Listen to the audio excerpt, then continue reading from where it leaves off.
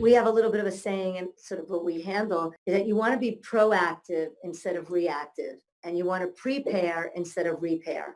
If you don't take steps ahead of time, you're managing the aftermath, and it would have been so much easier having the documents and the plan in place ahead of time.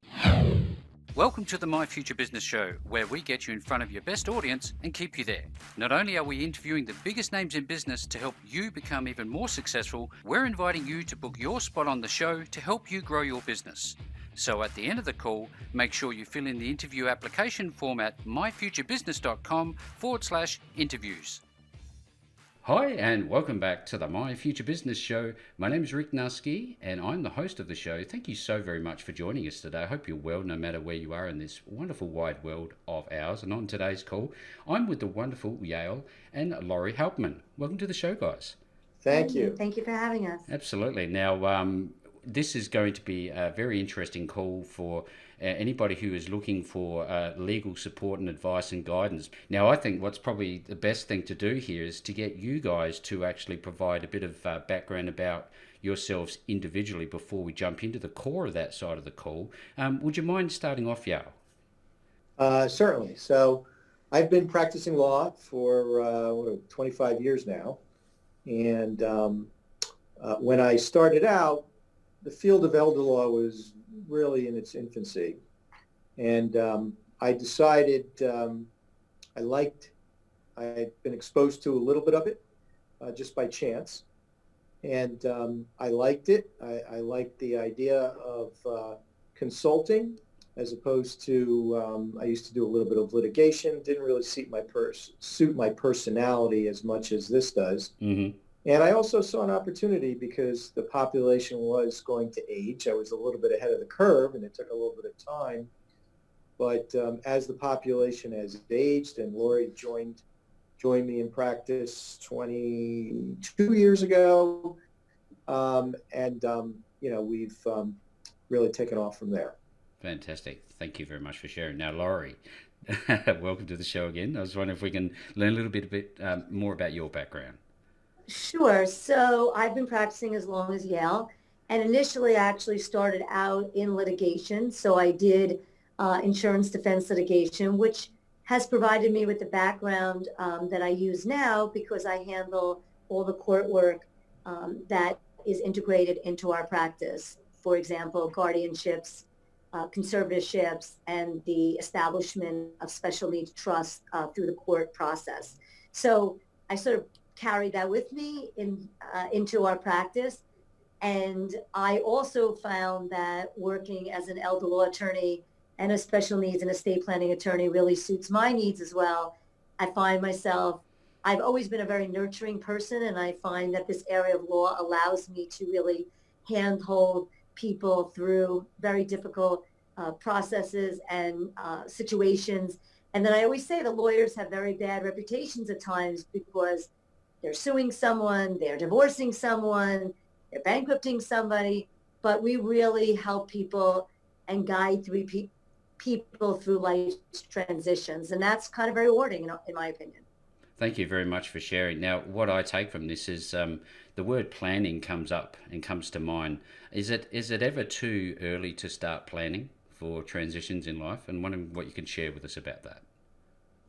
Well, it's never too early to plan, but it depends on what transition you're going through. So if we're talking about a large focus of our practice is elder law, which involves long-term care planning, people will ask, well, when's the optimum time to do that? And our answer is usually, unless you have a particular situation in your family, such as early onset Alzheimer's or some medical issue that might cause you to need care sooner than normal, usually it's when you get to retirement age. And before then, when you still have children in school-age children, college, etc., you really focused more, or should be focused more, on estate planning as opposed to elder planning or long-term care planning. Again, it's a very broad generalization, but for most people, that's probably a good rule of thumb. It would be very dependent on the individual, wouldn't it? If you had a high-risk lifestyle, maybe you want to True. It's Yeah. it's also what we always tell people. It's not really completely age related.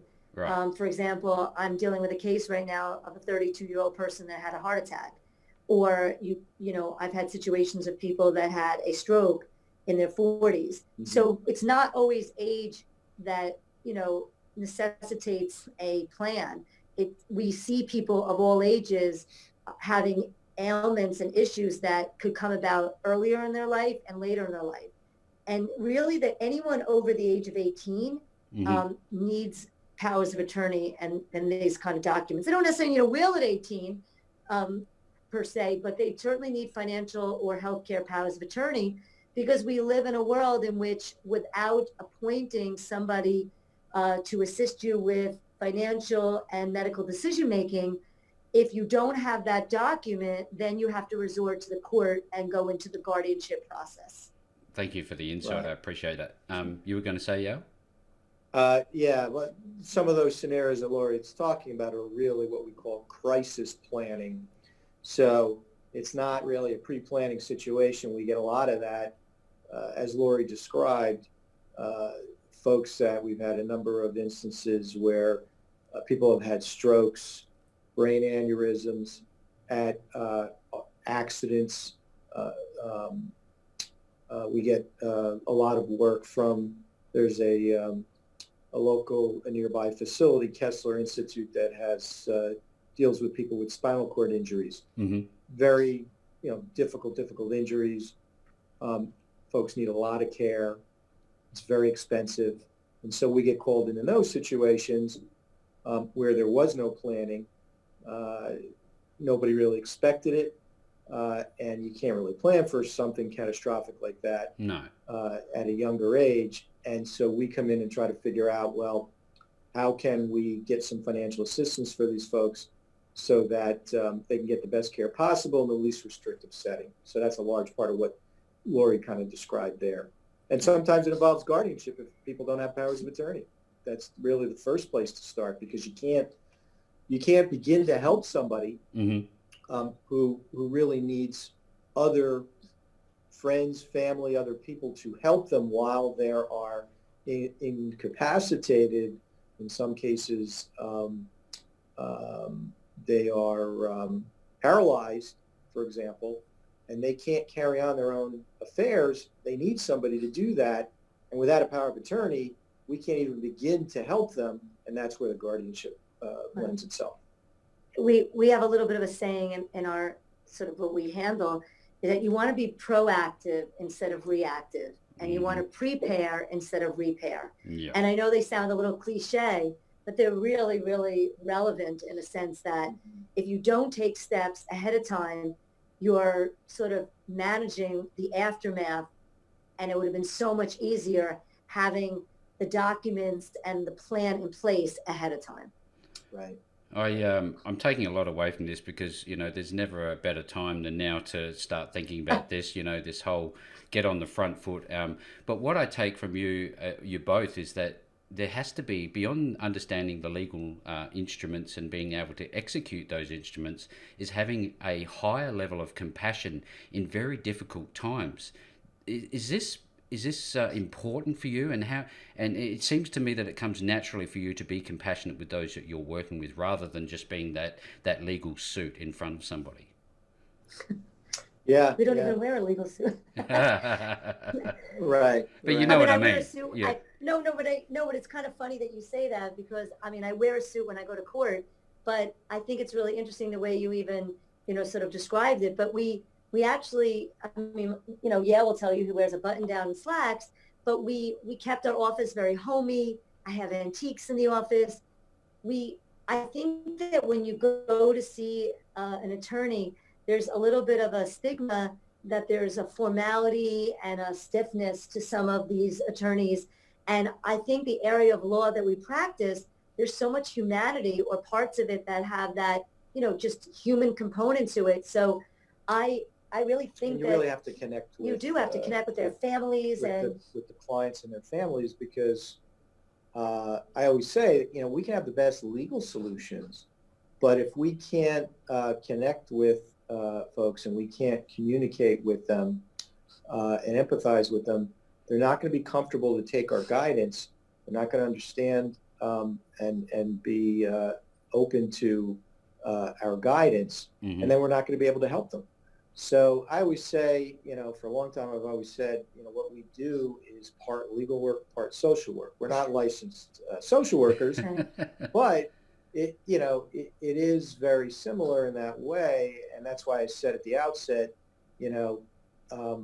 I always say we're counselors. We're counselors at law, because that's really what we primarily do, is counsel people. And you have to connect with them, and they're very emotional situations. Oh yeah. That our clients and their families are dealing with. Some of them are literally in shock when they call us. They're oftentimes told to call us by healthcare professionals because the financial end of things need to be taken care of. And the facilities and the medical personnel need to understand how they're getting paid, because they're, bottom line is they can't do the work they can do without some type of coverage to pay their bills.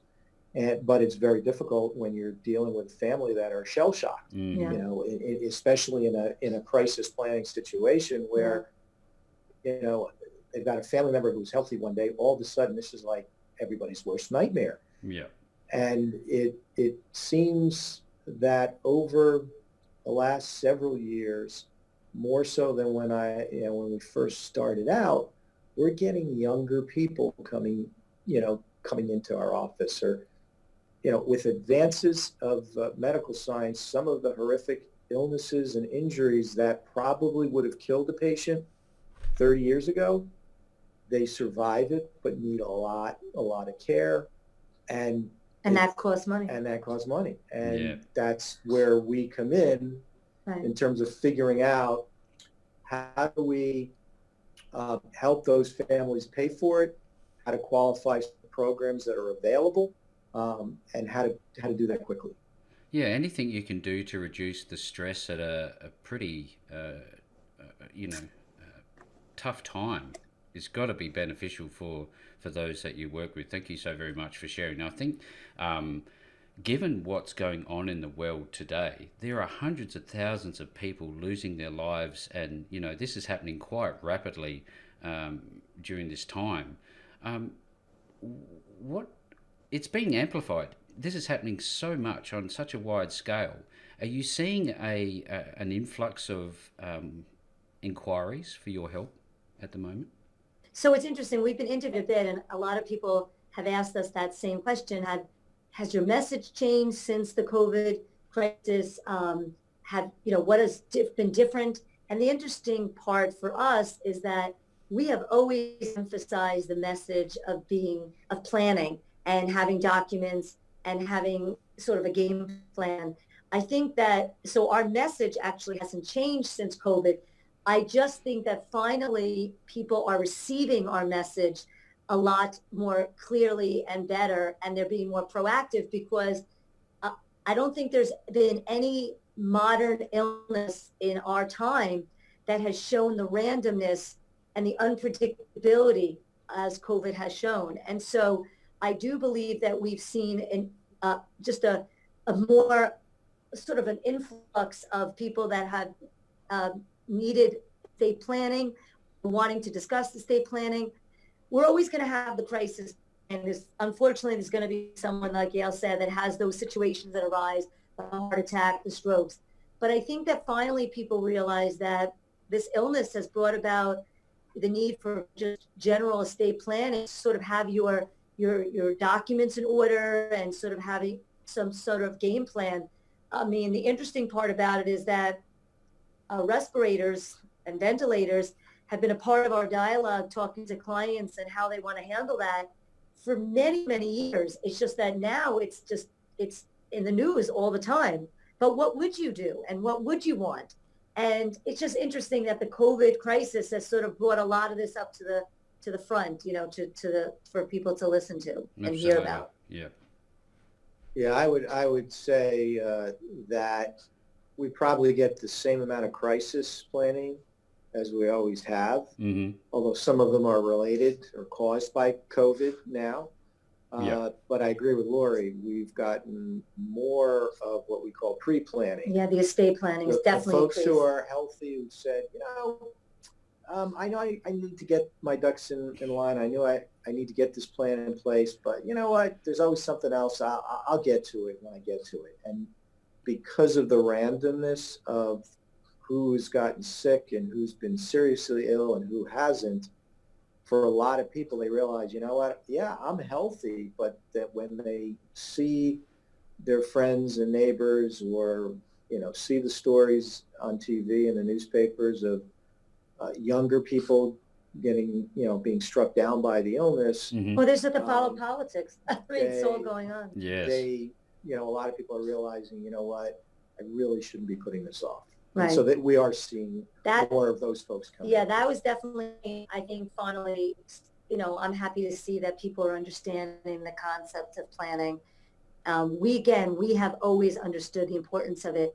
I actually had a teacher call me the other day and said that she needed to go back into the classroom. She was very concerned about it, and could I have her documents, prepared? And that was, that's a big reality check that she never would have thought that being a teacher would have ever exposed herself to a situation where she would need estate planning documents. But the reality is that exposures are coming in all different places. And so that was something that she felt that she needed to do before she went back into the classroom. Yeah, I wonder if we could maybe step back a little bit and look at the different elements of your services. Again, you've got the elder, the estate, and the special needs law. How are they uniquely different from each other? I was wondering if we can talk about each one of them separately. Sure. So elder law really focuses on seniors and the issues that affect seniors. A large part of that is planning for long-term care, because when you think about it, what's the most expensive, what's the biggest expense that any of us is likely to face that is not something we would take on voluntarily? And it really, you think about it, it really is the cost of long-term care, which is not covered by Medicare or traditional health insurance. You might have some coverage if you have long-term care insurance, but even now, the large majority of Americans don't have long-term care insurance. Then you have estate planning, which is a part of elder law, but also estate planning is really for anybody who is an adult and has assets, or even if they think they don't have assets, but they probably do because they have life insurance and they have bank accounts, maybe not as much as they might have in later years, but estate planning would be wills, powers of attorney, healthcare directives. And then special needs planning focuses on those individuals who have special needs. So they might be families with young children with special needs, so that we encompass special needs planning within the parents' estate plan. If the parents pass away, how do they want to leave assets for a special needs child? And then we also deal with older estate planning, special needs individuals, clients. And the planning is a little bit different there. Some of those special needs clients have acquired assets. Some haven't. Sometimes we get cases from other attorneys who have recovered money for their clients who have special needs. So those have special issues that we utilize special needs trusts for.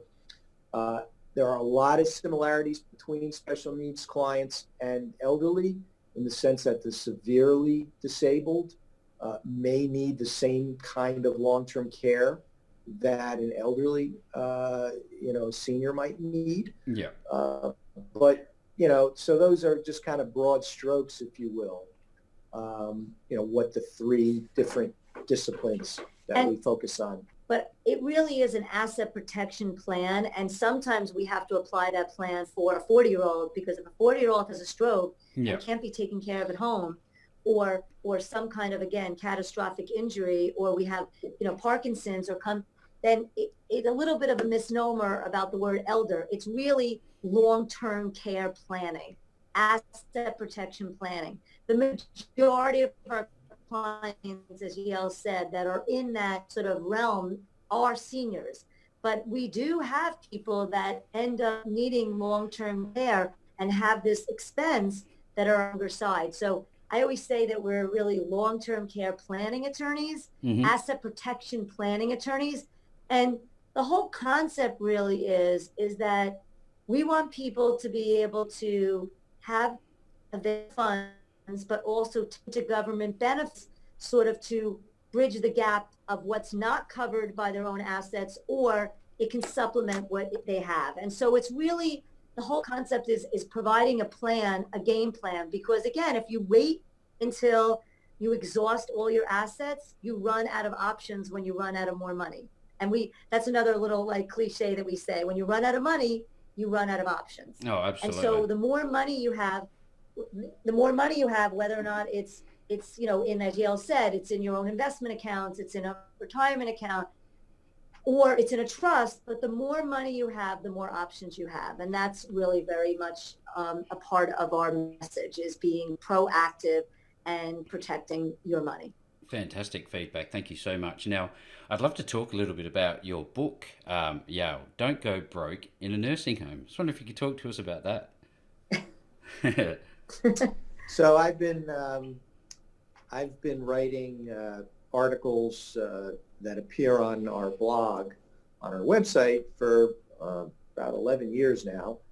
And so book is really a compilation. Be nice to me. I picked my nursing. Yeah, that's great. I love that. You said don't go broke. Oh, I'm sorry. No, Yale wrote, there's 2 books. That's why I just wanted to clarify Oh, I thought you were asking. He said that don't go broke, and so that's your second book. Yeah. See, I have to keep him, No, you got to keep him in so touch. that book, I co-wrote around the time that I got my insurance license, and decided that I wanted to educate myself more about what options were available from what I call the next wave of insurance products, long-term care insurance products. Yeah. Initially, the products that were available were the traditional use it or lose it policies, where you pay a premium every year, and there's a bucket of money that you're basically renting for long-term care. If you pass away never needing care, or you don't use up that bucket, it goes away. The problem with it that we found over the years is that the insurance companies really didn't price it very well. And so they kept raising the premiums, and we've been getting, for a number of years, calls from clients who get rate increases of 100%, 200%. Wow. Are typical. And what do? And a lot of insurance companies over the years, when I first started doing this, there were probably over 200 insurance companies that offered long-term care insurance. Now, within our state of New Jersey, there's probably less than 10 that still offer the traditional. But I went looking for the alternative because I didn't see the insurance companies getting out of the industry, and sure enough, they weren't. Mm-hmm. They were offering what are called asset-based products, which you, as the policyholder, you commit a certain lump sum to the product, which provides you with long-term care insurance. But if you don't need the long-term care coverage, you'll get it back either as an annuity or as a life insurance death benefit, which can be passed on to your loved ones. And the other part of it that's the insurance companies were more comfortable with is that you're investing more money with them. They're able to use your money, thereby they are investing it and using it, and you get the money if you don't use it for long-term care, and they're then putting more money into the bucket, but you're using your money first for long-term care. That way, the premiums don't get increased. And so that was a part of that book, along with the other strategies that we've spoken about, crisis planning strategies, government benefits, and such, that led to that book. This is such a content-rich call because it's deep, yeah. and this is a deep and wide Yeah. field, isn't it? You know, this is pointing out to me, I guess, as somebody who doesn't know a thing about this, that there is a lot to understand, and in that point in crisis, having somebody like Hauptman and Hauptman to be there to help you is just going to reduce so much stress and give me that confidence that we're going to be able to be in a better position afterwards. I've looked at your website. You have a great deal of not only testimonials, you've got a lot of other educational material. What other educational material are people going to find on your website when they get there? Well, we really pride ourselves on providing a lot of educational content and material, because we really feel that you sort of have to know what you don't know. And that's, such an important concept in a way. So on our website, we have numerous guides. We have a special needs guide. We have a nursing home, an assisted living guide for people in our area. We have Medicaid guides. We have a guide about what veterans benefits are available, pay for long-term care. We put these guides, and happy to provide it to people that go on our website, which is www.hauptman, H-A-U-P as in Peter, T as in Tom, M-A-N as in Nancy, Law, L-A-W.com. And we feel that, and there's lots of video content about explaining what happens when your child turns 18, for example, and they have special needs. We have some question and answers, frequent questions and answers that we have posed, and Yale and I did a video on that. So it's a pretty comprehensive website, and it has a lot of content so that people can sort of navigate that first. The beauty of sort of the way we handle our practice is that we provide a free consultation with anyone that calls us. So the website is a great starting point, but people can feel free to then call us and speak to us directly about their individual situation. And we're happy to, provide a free consultation for them. And so it is a lot of material, but I do think people will find it helpful to even begin the process of learning about, like, some of the topics that we discussed, special needs trust, guardianship, Medicaid planning, veterans benefits. So it's a good start. It's a fantastic start. Now, anybody who is on the line with us today, listening into this call, and you have a situation that you're facing that you need to contend with, certainly reach out to Hauptman and Hauptman at hauptmanlaw.com. I'll be making the links back to this wonderful husband and wife team for you to take advantage of. No matter where you see this interview, you will find the links back to Hauptman and Hauptman. And with all being said, thank you so very much for spending some time with me on the My Future Business show today. Thank you. Thank you for having us. Thanks for having us. Thanks for joining us today. If you enjoyed the call, then make sure to subscribe, leave a comment, share us with your friends, and book your spot on the show at myfuturebusiness.com/interviews. And if you're looking for solutions that will help grow your business, then visit myfuturebusiness.com/shop.